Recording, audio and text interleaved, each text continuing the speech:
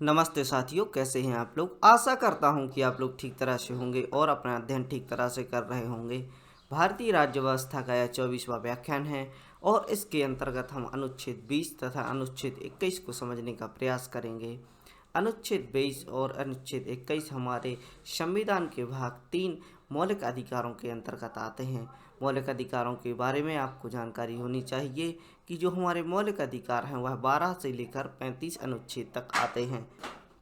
पिछले व्याख्यान में हमने आर्टिकल 19 यानी अनुच्छेद 19 के बारे में अध्ययन किया, जिसमें वाक स्वतंत्रता की बात की जाती है।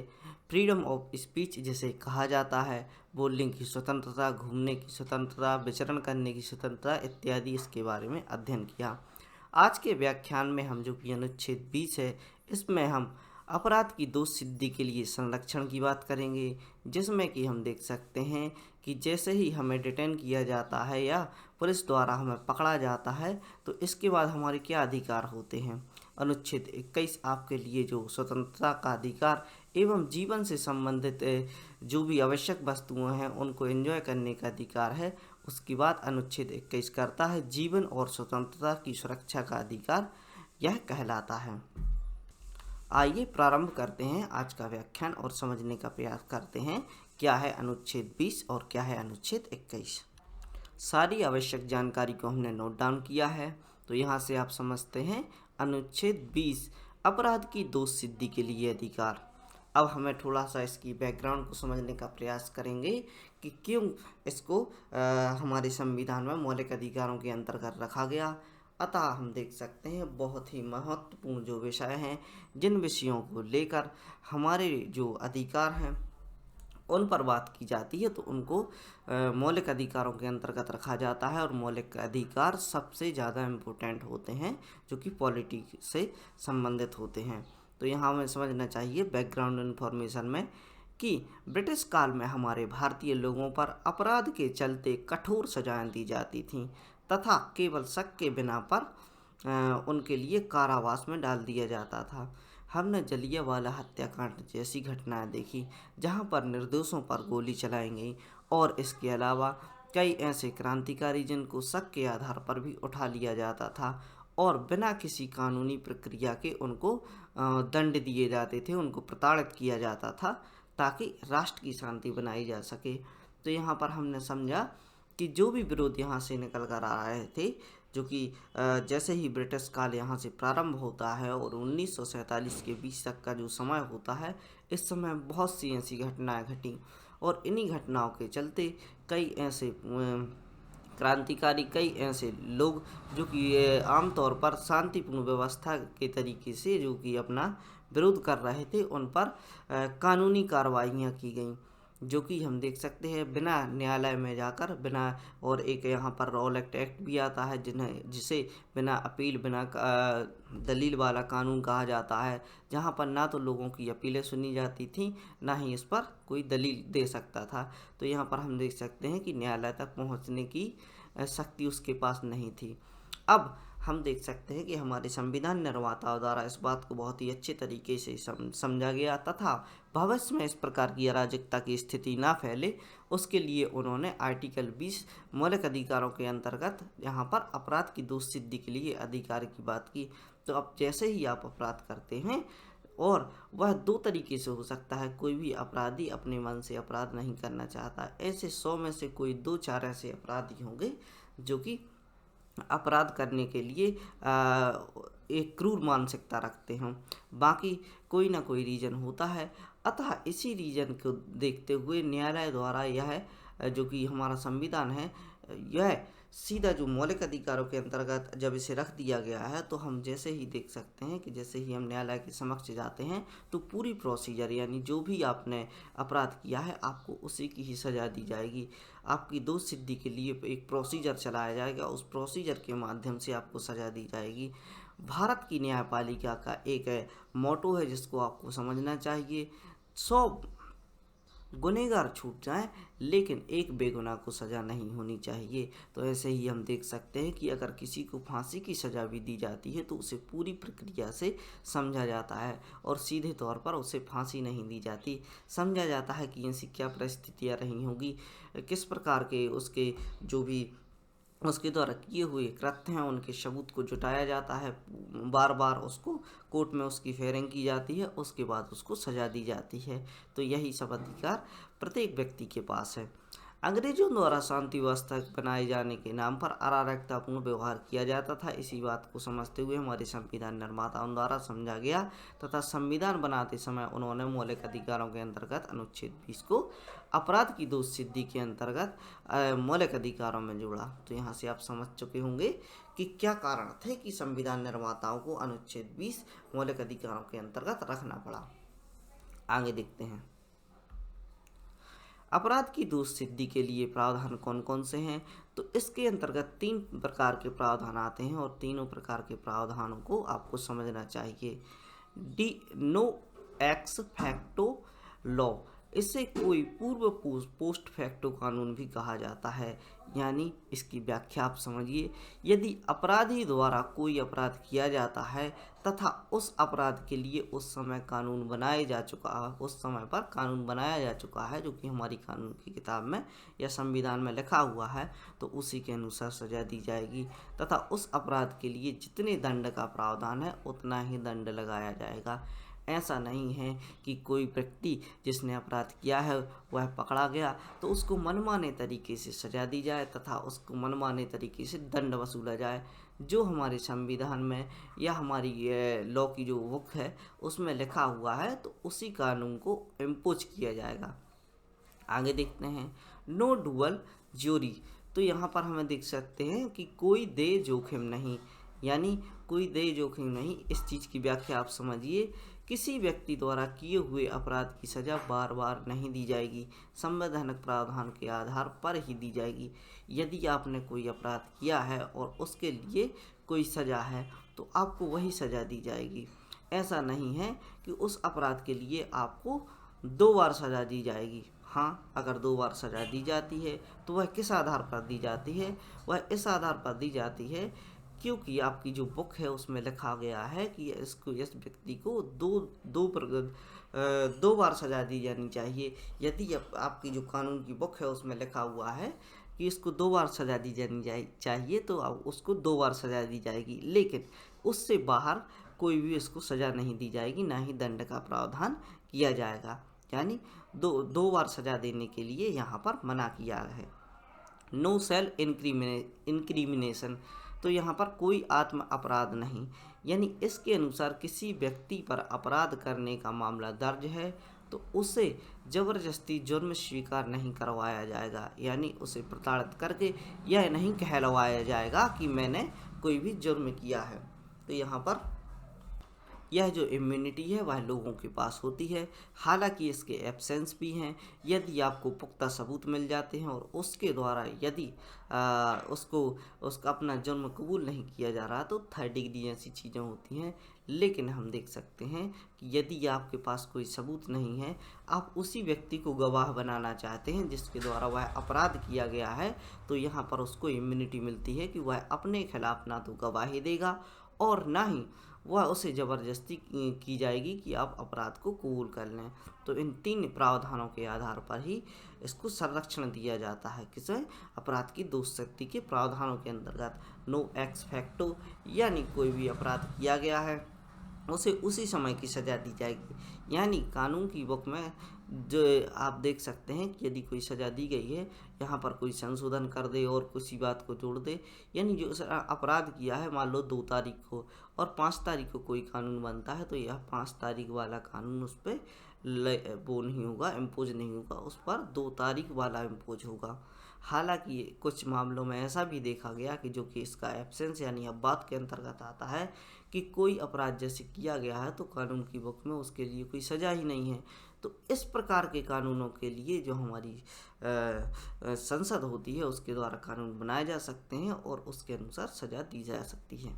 आगे देखते हैं, अपवाद। अब अपवादों की बात करें, हालांकि अपवाद मैंने थोड़ी सी बता दिए हैं, लेकिन जो लीगल अपवाद हैं उनको हम यहाँ पर देख लेते हैं। यह प्रावधान केवल आपराधिक प्रकरणों पर के लिए हैं, नागरिक कानून के लिए यह नहीं है। यानी ऐसे जो अपराध हैं जो आपराधिक प्रकरणों को के अंतर्गत आते हैं, जैसे कि आपने हत्या की है, चोरी की है, बलात्कार किया है, तो इस प्रकार की चीज़ों के लिए यह चीज़ लागू होती है। नागरिक कानून के लिए यह अपवाद स्वरूप है।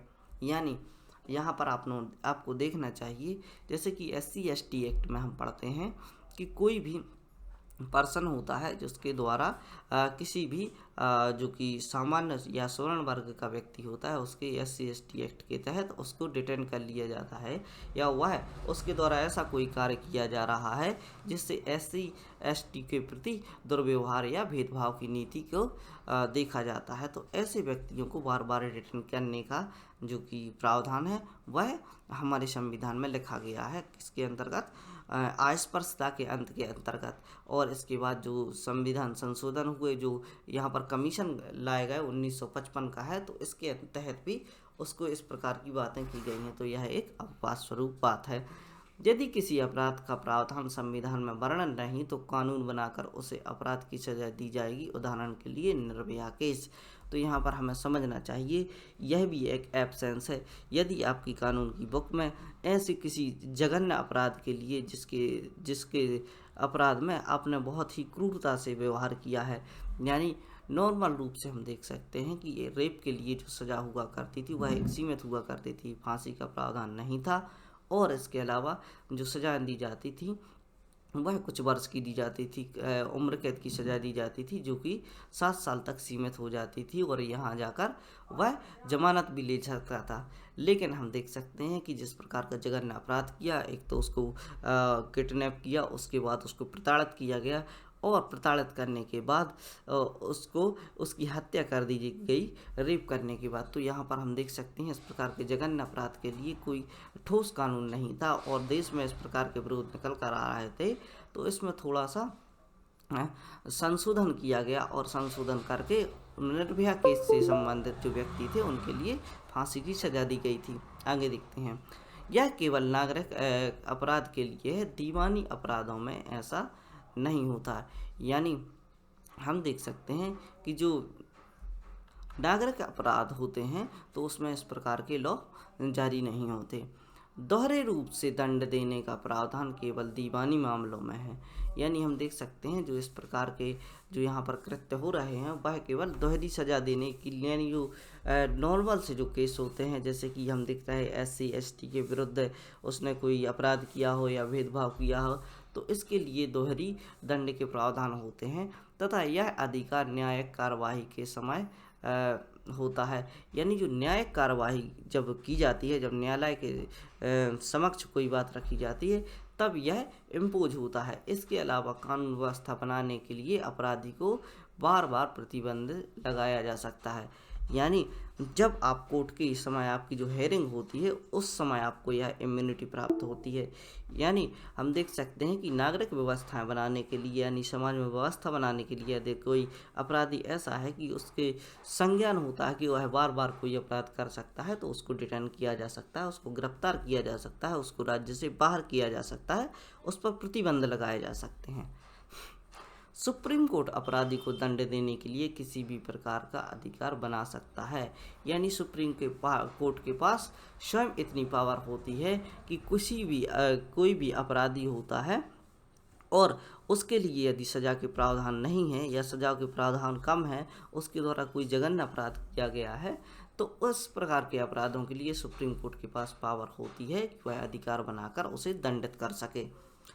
आपके रक्त का नमूना, यानी जो ब्लड सैंपल होते हैं, अंगूठे के निशान, शरीर के निशान जैसी जानकारी आपराधिक प्रकरणों में ही मांगी जाती है। नागरिक अधिकारों में इस प्रकार की जानकारी नहीं मांगी जाती।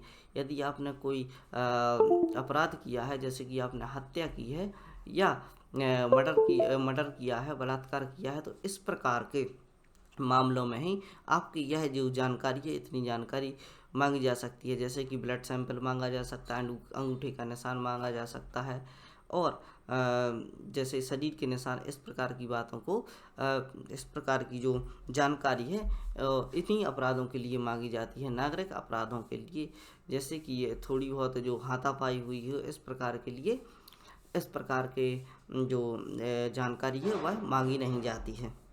इस प्रकार आपने आर्टिकल 20 को समझा और समझने का प्रयास किया कि इसमें क्या क्या प्रावधान है, इसके अपवादों को समझने का प्रयास किया और इसे क्यों लाया गया इसके बारे में आपने अध्ययन किया। आशा करता हूं कि आंसर राइटिंग में आप बहुत ही अच्छे से लिख पाएंगे और इससे संबंधित यदि कोई वन लाइनर क्वेश्चन है तो उसको भी आसानी से सॉल्व कर पाएंगे। अब बहुत ही इम्पोर्टेंट अनुच्छेद 21 जीवन और स्वतंत्रता का अधिकार काफ़ी डिस्प्यूट में रहता है और बार बार इसकी बात की जाती है। आधार कार्ड को जो लेकर जो विरोध हो रहे थे उसके लिए भी इसकी बात की गई। सुरक्षा के से संबंधित जितने भी प्रावधान हैं अनुच्छेद 21 में दिए गए हैं। इसके लिए 2-3 केस हैं, उनको आपको समझना चाहिए। पहला है गोपालन केस जो कि 1950 में निकल कर आया। कार्यकारी कार्यवाही में आपके अनुच्छेद 21 के तहत संरक्षण प्रदान किया जाता है। यानी जो कार्यकारी कार्यवाही होती है, यानी कानून व्यवस्था बनाने के लिए जो यहाँ पर कार्रवाई की जाती हैं, जो यहाँ पर जैसे कि कानून व्यवस्था में हम देख सकते हैं कि जो हमारी कार्यपालिका होती है, जो हमारे अधिकारी होते हैं, तो अधिकारी हमारे लिए क्या करते हैं, राज्य जो कि अपने क्षेत्र होता है उसमें व्यवस्था बनाने के लिए कार्य किया करते हैं। तो उन पर आर्टिकल 21 के तहत संरक्षण प्रदान किया जाता है। लेकिन यदि कार्यवाही कानूनी प्रावधानों के आधार पर की जाती है तो अनुच्छेद 21 का अधिकार समाप्त कर दिया जाता है। यानी जो बुक्स में लिखा हुआ है, जो आर्टिकल 21 से वहाँ पर काम नहीं करता। जहाँ पर पहले से ही कानून बना दिया गया है वहाँ पर यह काम नहीं करता। आपको सीधे तौर पर समझना चाहिए।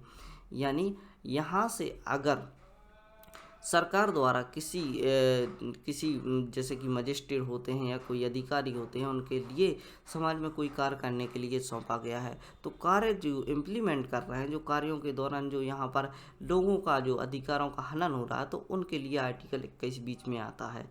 जैसे कि हम देख सकते हैं कि शराब बेचने को लेकर जो कि हमारे राज्य द्वारा परमिशन दी जाती है।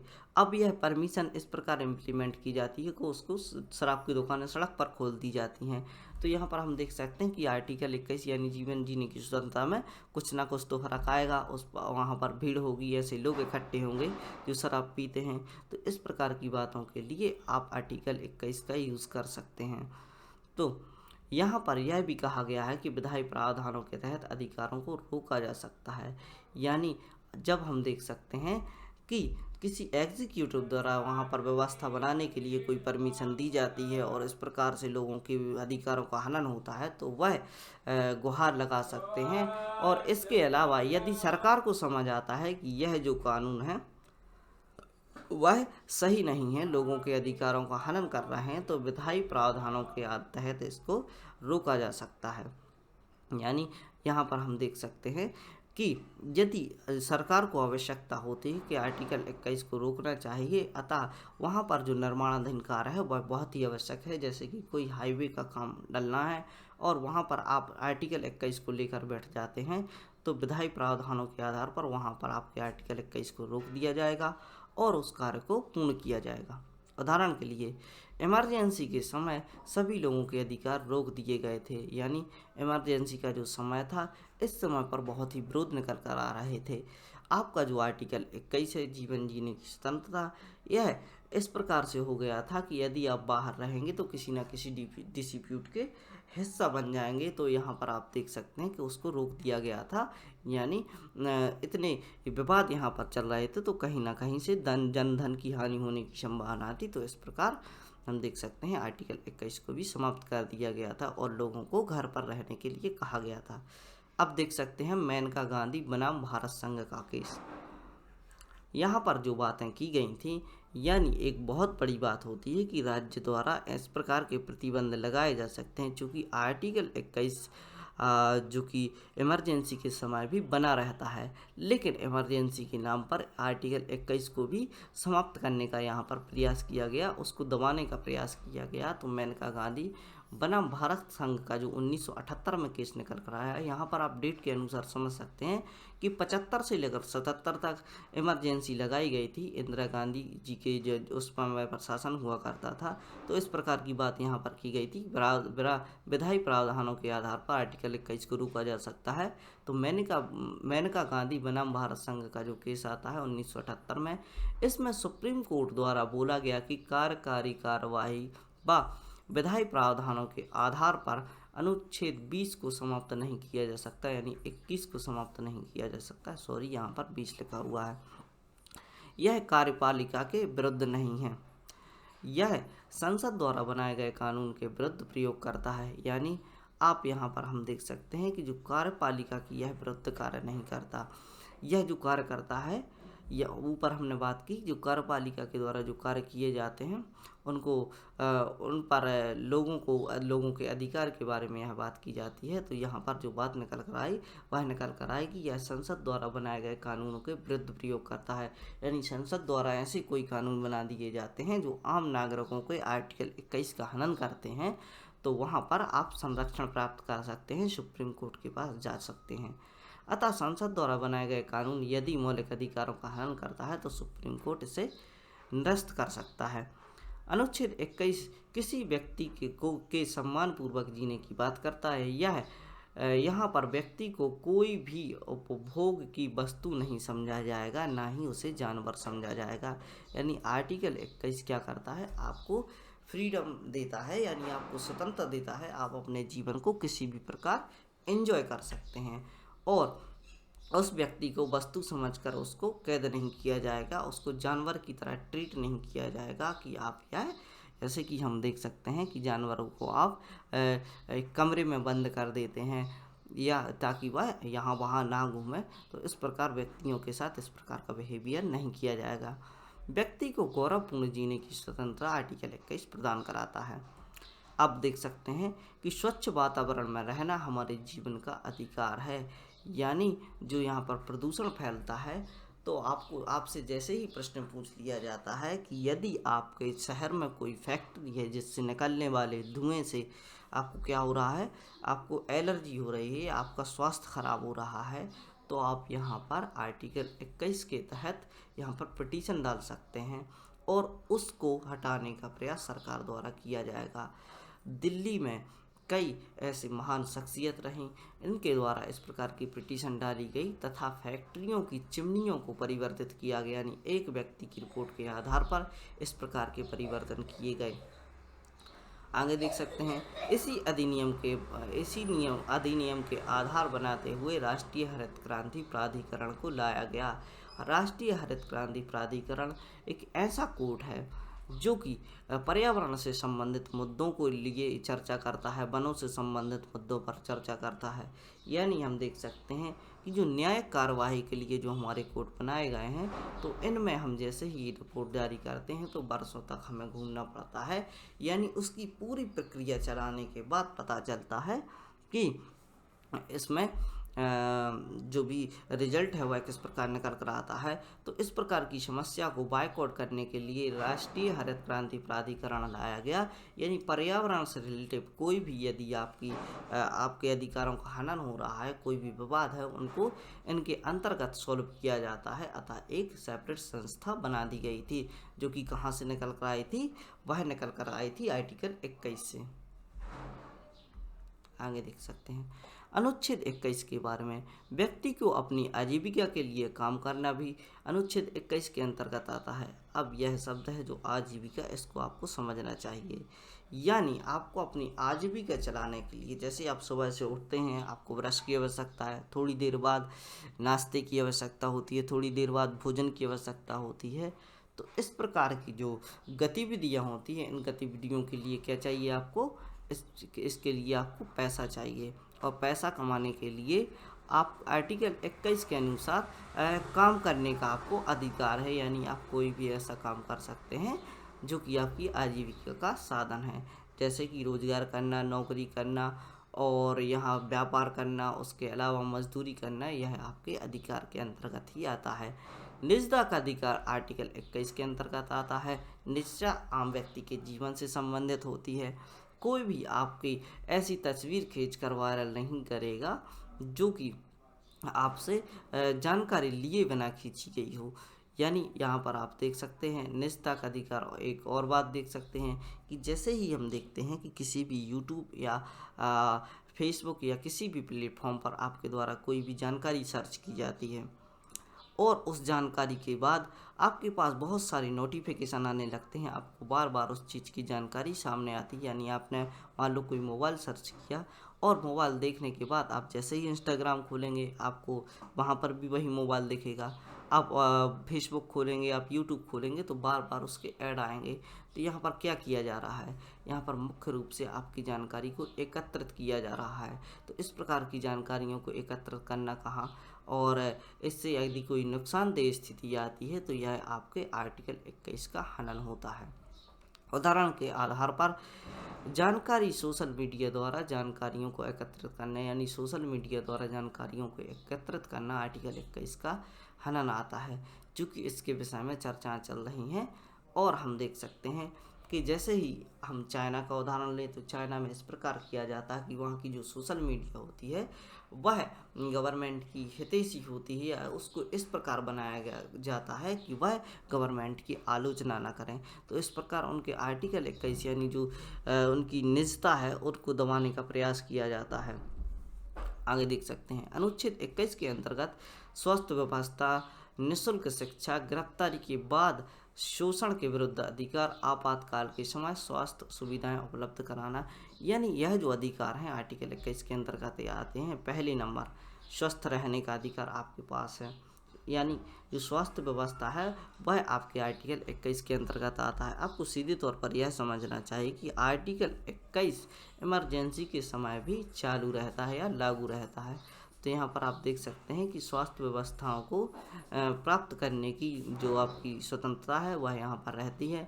कोरोना काल में आपने देखा कि कोई भी चीज़ें बंद थी, जैसे कि हम इतने सारे संस्थान देख सकते हैं, ग्रोसरी है, सारी शॉप को बंद किया गया था, लेकिन स्वास्थ्य सुविधाएं को एक एसेंशियल तरीके से लिया गया, सारी अस्पतालें आपके लिए ओपन थी।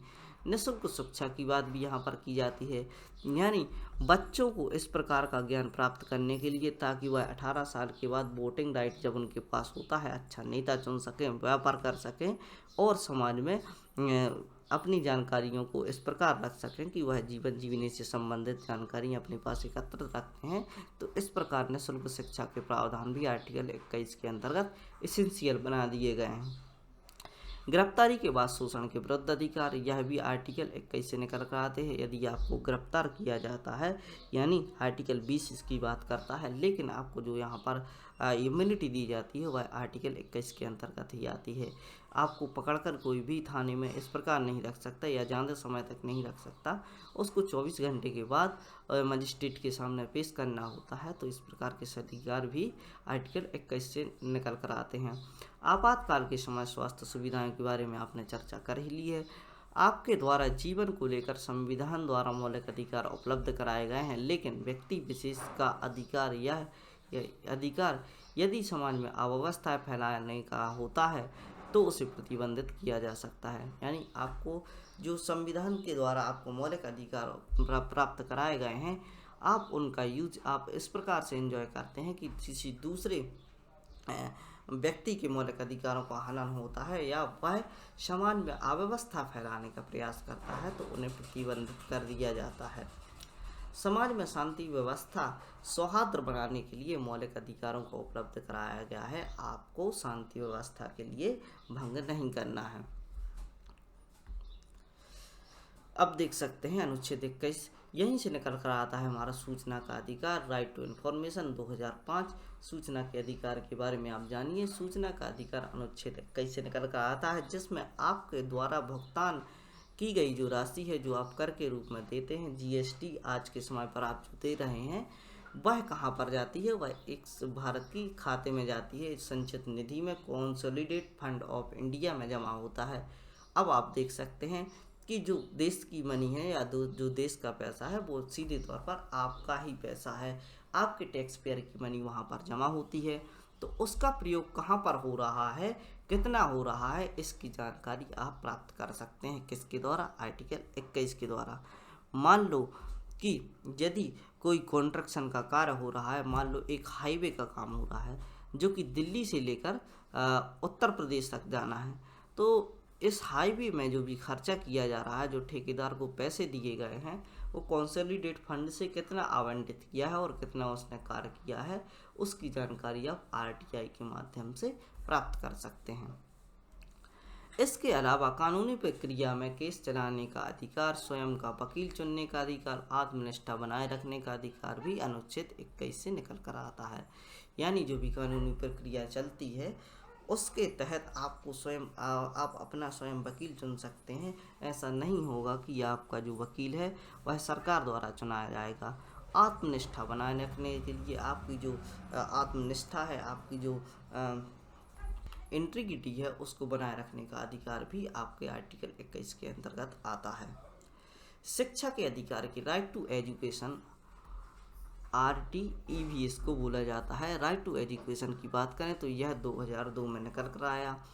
हम देख सकते हैं कि जैसे ही यहाँ पर अटल बिहारी वाजपेयी की सरकार आती है तो यहाँ पर सर्व शिक्षा अभियान एक चलाया जाता है, जिसके माध्यम से बच्चों को शिक्षित कराने के लिए एक पहल चलाई जाती है। शिक्षा का अधिकार 2002 भी अनुच्छेद 21 से निकल कर आता है। यानी बच्चों में शिक्षा का जो प्रसार होना चाहिए वह जीवन से संबंधित एक आवश्यक जरूरत है।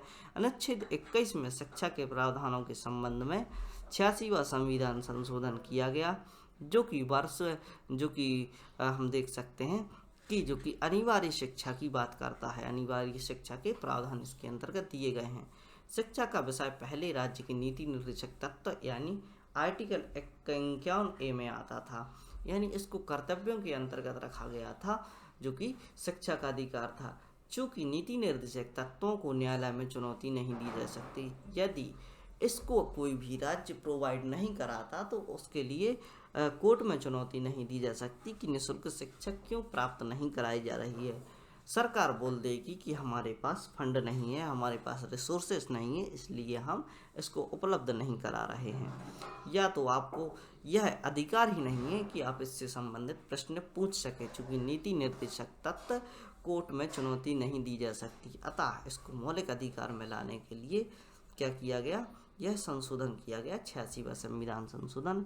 इस विषय को अनिवार्य बनाने के लिए मौलिक अधिकारों के अनुच्छेद 21A के अंतर्गत जोड़ दिया गया। अब जब 21A में आ गया तो यह एक मौलिक अधिकार बन गया।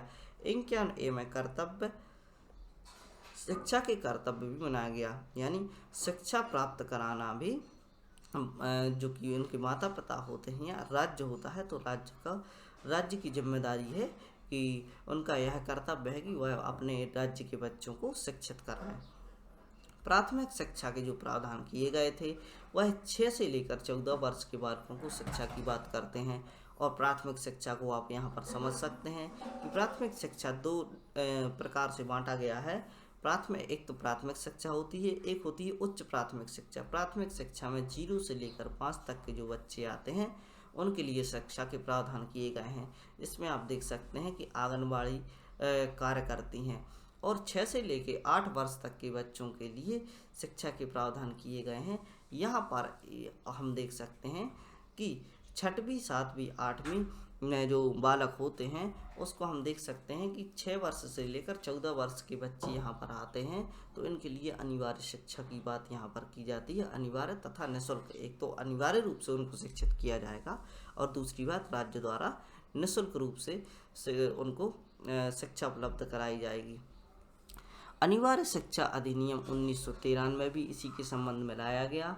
यह आर्टिकल 21A से निकल कर आता है। वर्तमान में राज्य के समक्ष संसाधन सीमित हैं, अतः बच्चों को 6 से लेकर 14 वर्ष तक की अनिवार्य शिक्षा निःशुल्क उपलब्ध कराई जाती है। यानी आप यहाँ पर बोल सकते हैं कि केवल 14 वर्ष तक के बच्चों को ही निःशुल्क शिक्षा उपलब्ध क्यों कराई जाती है। ऐसा क्यों नहीं होता है कि स्टडी राइट की तरह सभी के लिए निःशुल्क शिक्षा को उपलब्ध कराया जा सके। तो यहाँ पर आपको समझना चाहिए कि हमारे राज्य की भी कुछ मजबूरियाँ होती हैं। 100 काम होते हैं। पारिवारिक व्यवस्था में आप किसी भी एक चीज़ को लेकर नहीं बैठ सकते। यदि आप उस चीज़ को लेंगे तो बाकी सब चीज़ें स्वतः ही संगठित हो जाएंगी, वहाँ पर आप कार्य नहीं कर पाएंगे। तो यहाँ पर आपको समझना चाहिए कि राज्य द्वारा मेंटेनेंस बनाने के लिए, अपने संशोधनों का, सीमित संसाधनों का उपयोग करने के लिए छोटे बच्चों के लिए शिक्षा के प्रावधान किए गए हैं।